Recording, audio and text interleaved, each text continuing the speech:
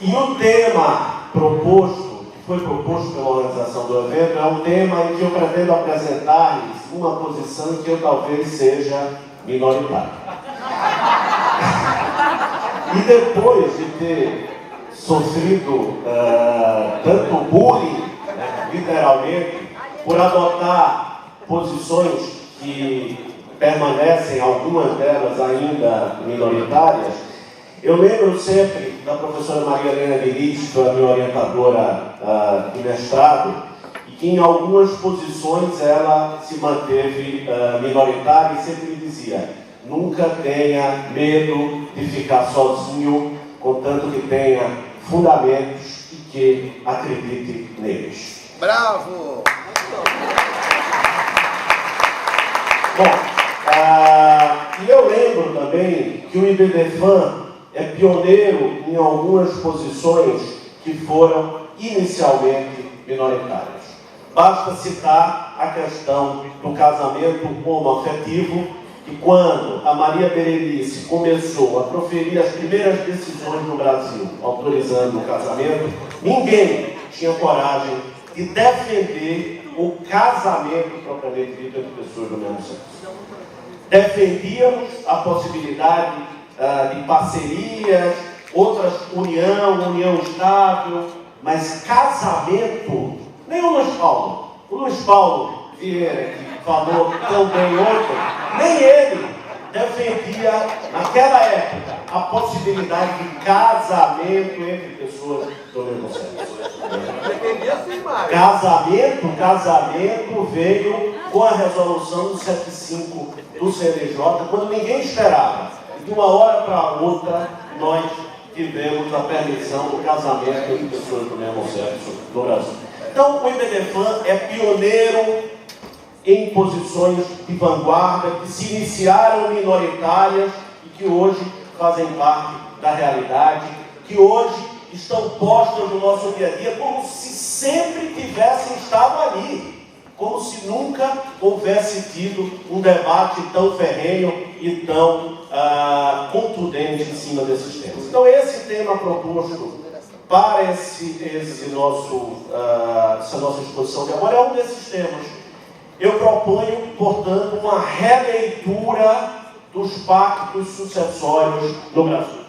E vamos começar só lembrando do que nós estamos falando. Qual é o conceito, portanto, de pactos sucessórios? Nós estamos falando de todo e qualquer contrato ou convenção que tenha por objeto a sucessão de um ou de ambos os contratantes, ou ainda qualquer contrato que tenha por objeto herança de uma pessoa viva.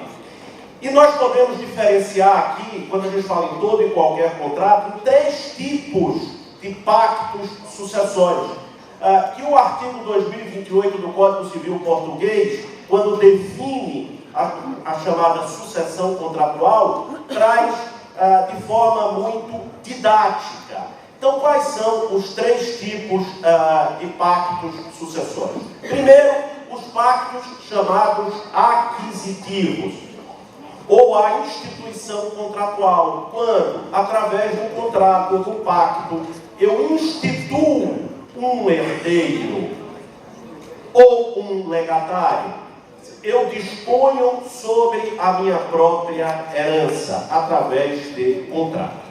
Então, essa é uma modalidade de pacto sucessório chamada de pacto aquisitivo ou designativo. Eu posso ter também o pacto renunciativo, o pacto de não sucedendo, quando um dos pactuantes renuncia à sucessão do outro.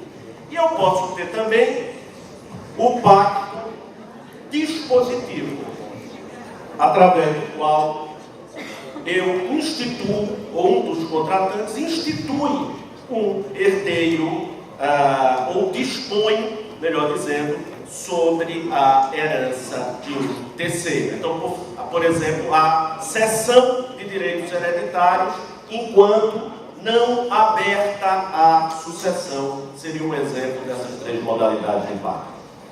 Tradicionalmente, esses são os fundamentos sempre lembrados ou utilizados para a justificação justificativa da proibição dos pactos sucessórios. Então, proíbe-se a sucessão pactícia porque se diz que ela despertaria sentimentos imorais.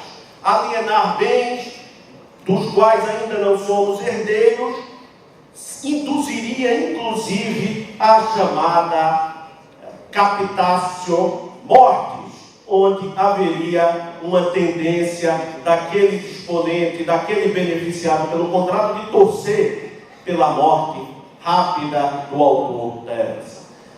Fora isso, seria um fundamento de ordem moral, haveriam ainda dois fundamentos. Um, que seria conservar ao decujus, ao autor da herança, até o último momento de vida, a liberdade de disposição por morte.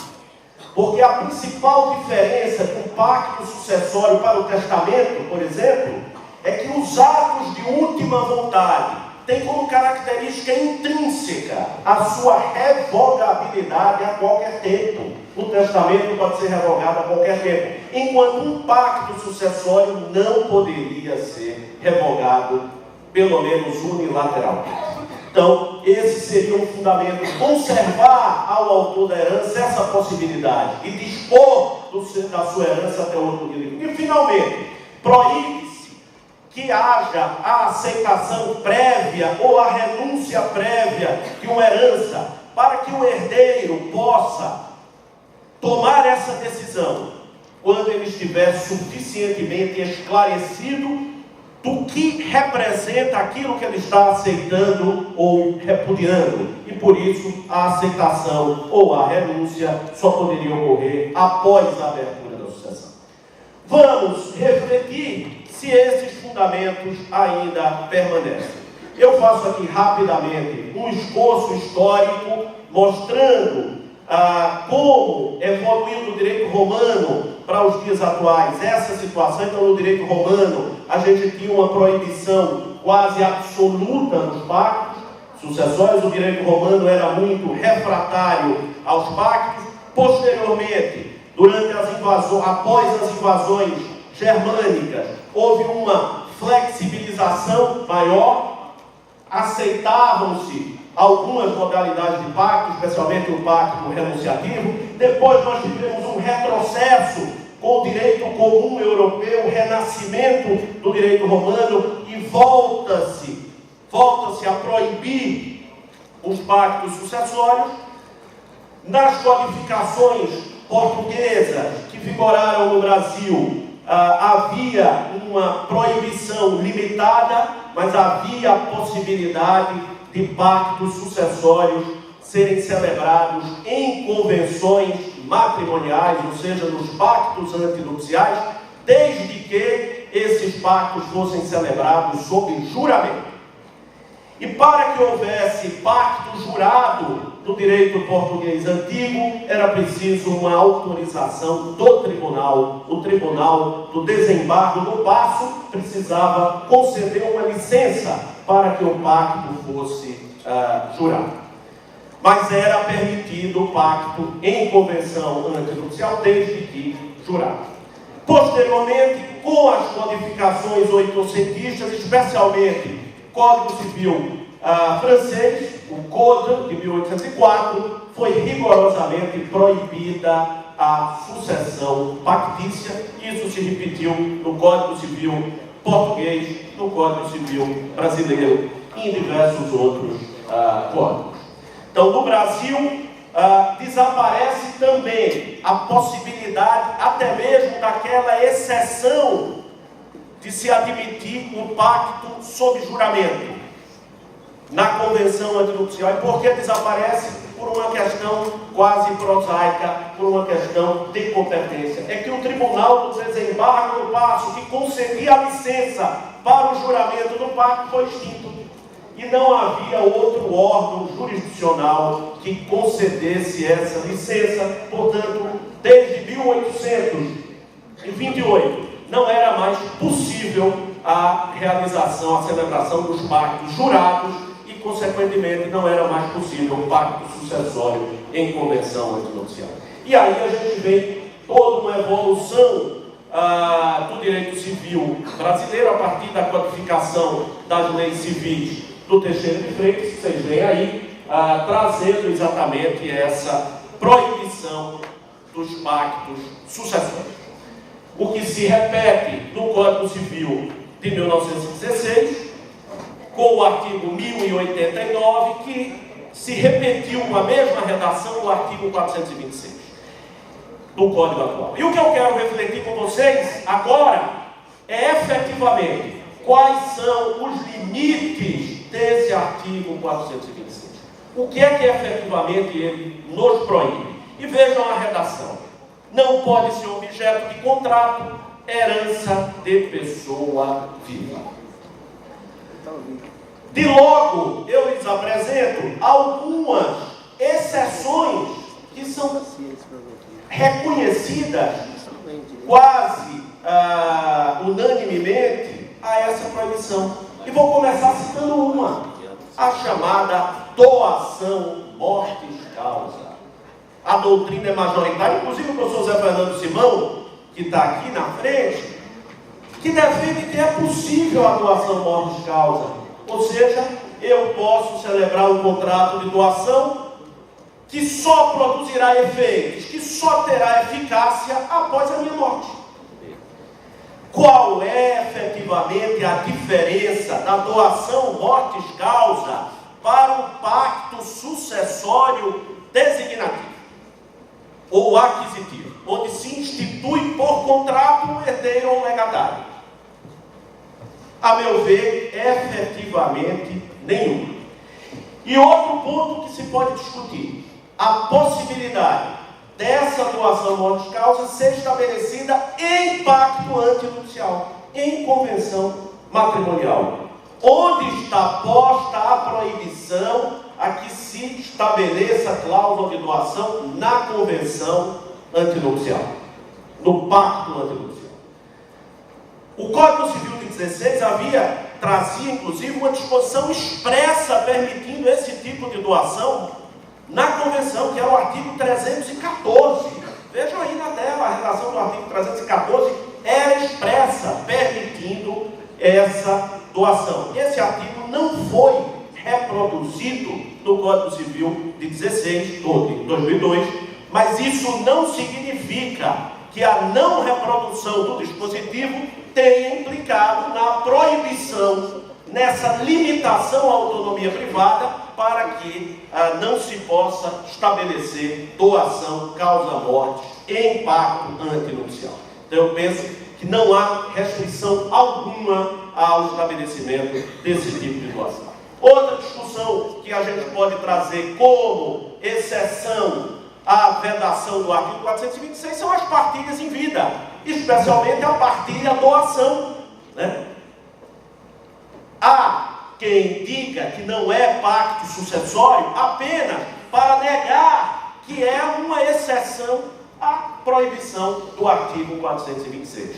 Mas essa posição de que não é pacto sucessório, vocês veem aí, eu trago a citação de Orlando Gomes, não é pacífica na doutrina. Há quem entenda que a partilha em vida é pacto sucessório. E finalmente, uma última exceção que eu trago, muito usada no direito societário, né? Trago aqui a lembrança, aliás, o slide está errado, porque eu quis falar em partilha em vida em Portugal, mas eu já vou pular isso, para falar de sucessão de cópias sociais. E o Zé Simão tem um artigo que eu li com muita atenção sobre esse tema, em que ele defende exatamente a possibilidade de uso desse instrumento parasocial, desse instrumento que é exatamente regular, através do contrato social, a possibilidade do herdeiro, do sócio cotista, ingressar na sociedade. Mas não só a possibilidade de ingresso, porque admitir ou não o sócio na sociedade decorre também da concretização do princípio da affectio societatis. Mas nós vamos mais longe. O que o contrato social pode regular nessas situações é a forma de ingresso, é a forma de pagamento dos haveres quando o ingresso não é admitido. Então o contrato social vai especificar que aquelas cotas que pertenciam ao falecido vão ser convertidas em pecúnia e vão ser pagas em determinado prazo, sob determinadas condições. Será que esse tipo de estipulação contratual não tem natureza de pacto sucessório? Eu penso que tem toda a natureza, mas que é plenamente admissível e ninguém reclama, ninguém invoca o 426 como causa de nulidade para esse tipo de convenção. Então hoje nós já temos exceções a essa vedação que não é absoluta. Eu prossigo fazendo uma rápida menção à experiência estrangeira, onde nós temos claramente dois grupos de países: aqueles que repelem de modo absoluto a sucessão pactícia ou admitem algumas exceções de tolerância, como é o caso da Holanda, da Áustria e do Brasil, por conta desses exemplos que eu citei. E a gente tem um segundo grupo que aceitam e regulam a sucessão pactícia, como por exemplo a Alemanha, a Suíça, a Inglaterra e outros países. Eu trago aqui um quadro com um resumo dessas posições. Eu não vou comentar uma por uma por falta de tempo, que eu só tenho 7 minutos e eu ainda não apresentei a vocês a minha interpretação do artigo 426, então eu vou passar rapidamente por isso aí, mostrando os países em que o pacto é permitido, os países em que o pacto é proibido. Eu faço uma nota para a França, que foi o primeiro Código Civil a trazer de forma absoluta a proibição dos pactos sucessórios e que desde 2007 passou a admiti-los. Faço também o destaque, se eu conseguir passar o slide, para a Argentina, que, apesar de proibir o pacto sucessório, admite o pacto especificamente para a sucessão das cotas sociais. O dono das cotas, o sócio, pode, a bem da preservação da empresa, por contrato, instituir um outro herdeiro, dispor de forma diversa sobre a sucessão das suas cotas. Então, é uma exceção muito interessante trazida pelo direito argentino. Em Portugal, que seguiu caminho diferente do Brasil, sempre foi permitida a sucessão contratual, a instituição de herdeiro legatário por contrato. Não obstante, fosse proibida em Portugal, até recentemente, a renúncia à herança, ou seja, os pactos renunciativos eram proibidos. Entretanto, a partir deste ano, com a Lei 48 de 2018, uma verdadeira revolução se operou em Portugal, com a permissão expressa agora dos pactos renunciativos. Então aqui vocês veem que passa a ser expressamente previsto no Código Civil Português, no artigo 1700, a instituição de herdeiro ou legatário e também a renúncia no pacto antinupcial, na convenção matrimonial. Aqui há talvez uma pequena contradição no Código Civil Português, quando fala na letra C, que vocês veem aí no 1700, em renúncia recíproca à condição de herdeiro legitimário do outro cônjuge, ou seja, herdeiro necessário. Pela redação do dispositivo, dá a entender que a renúncia se limitaria à condição de herdeiro necessário e não seria a renúncia à própria herança. Entretanto, quando se vai para o artigo seguinte, a gente vê, quer dizer, não é o artigo seguinte, mas quando vai para o 2168, lá na sucessão, quando trata das doações inoficiosas, ele se refere à renúncia à herança nos termos da letra C do número 1, viu, Luiz Paulo? Quer dizer, ele fala lá no 1700 em renúncia à posição de herdeiro legitimado, para que ele fala em renúncia à herança. Mas não é esse o ponto que eu quero trazer. Essa é só a notícia da experiência estrangeira. Eu quero, já partindo para a finalização, falar sobre o direito brasileiro. Quais são os limites do artigo 426 do Código Civil, até onde essa proibição vai. Ela atinge todas as modalidades de pacto sucessório. Vejam, lembrem a redação: só não pode ser objeto de contrato a herança de pessoa viva. Essa proibição atinge todas as formas de pacto sucessório, inclusive o pacto renunciativo. Ou será que atingiria apenas o pacto através do qual se dispõe sobre a herança de terceiro, como é o caso, e vocês veem aí o artigo 1793 do Código Civil, que fala da cessão de direitos hereditários, e que é muito claro quando diz que somente os direitos à sucessão aberta podem ser cedidos, podem ser objetos de contrato. E aí a gente pode fazer uma outra indagação: qual é o conceito de herança e qual é o conceito de sucessão? Porque o artigo 426 fala em herança, não pode ser objeto de contrato a herança.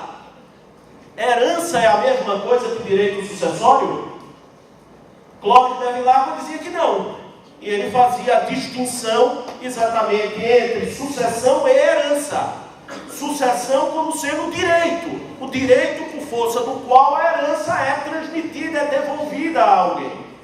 Enquanto a herança em si é o acervo de bens transmitidos por ocasião da morte.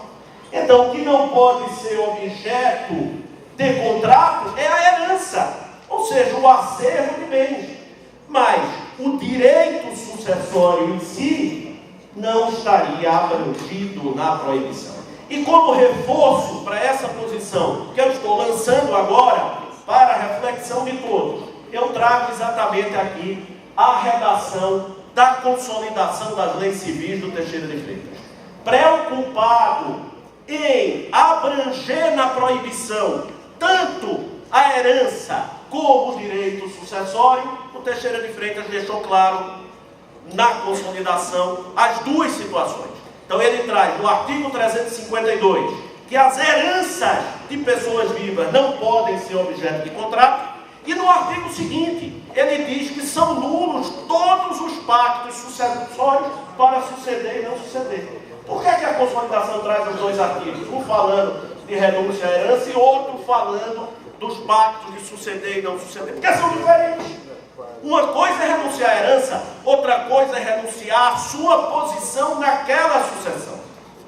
E eu finalizo, porque só tem 13 segundos para falar exatamente da renúncia. A renúncia é ato unilateral de vontade, não é contrato, não há vedação. E eu pergunto aqui: onde estão as vedações legais para a renúncia no pacto antinupcial? O artigo 426 proíbe o contrato, não a renúncia.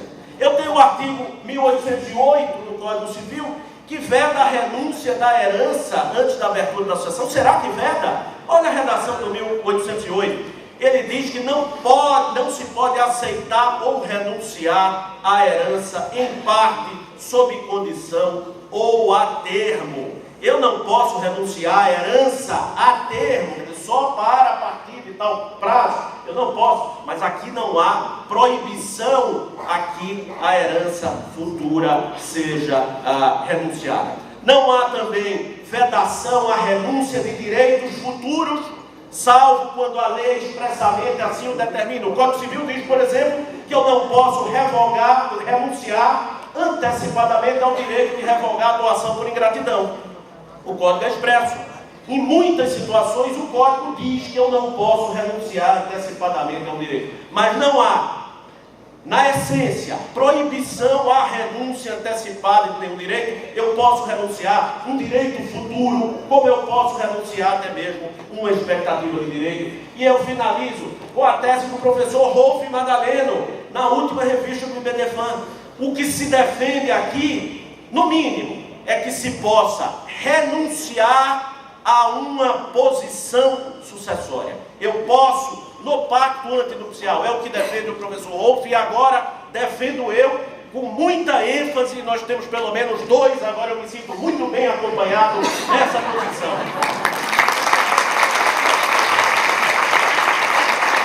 O cônjuge pode renunciar ao direito de concorrer com os descendentes. Ele não estará renunciando ao direito dele como herdeiro de terceira classe de receber a herança se não houver descendente ou ascendente. Mas a renúncia ao direito sucessório de concorrer com os descendentes, penso que não há vedação alguma no Código Civil, muito menos no artigo 426. Essa é a posição. Eu finalizo efetivamente trazendo a reflexão de vocês. Se o nosso sonho com o Código Civil de 2002, se nossa utopia do legislador de trazer uma super proteção ao cônjuge, de ter um cônjuge super protegido, não se transformou numa distopia, de ter um cenário em que todas as pessoas, ou grande parte das pessoas, estão inclusive evitando um relacionamento afetivo mais comprometido, com medo da sucessão, da concorrência sucessória do seu parceiro com os seus descendentes. A utopia de um cônjuge protegido se transformou numa distopia de relacionamentos com medo do compromisso. Vamos refletir sobre isso, meus queridos. Muito obrigado.